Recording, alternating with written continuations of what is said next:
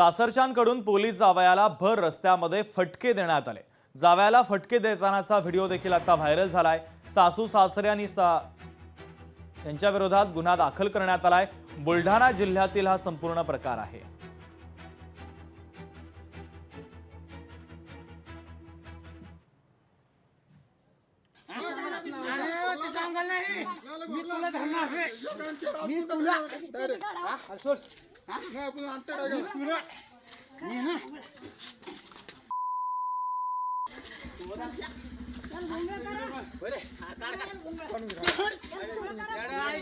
आपल्या गावातून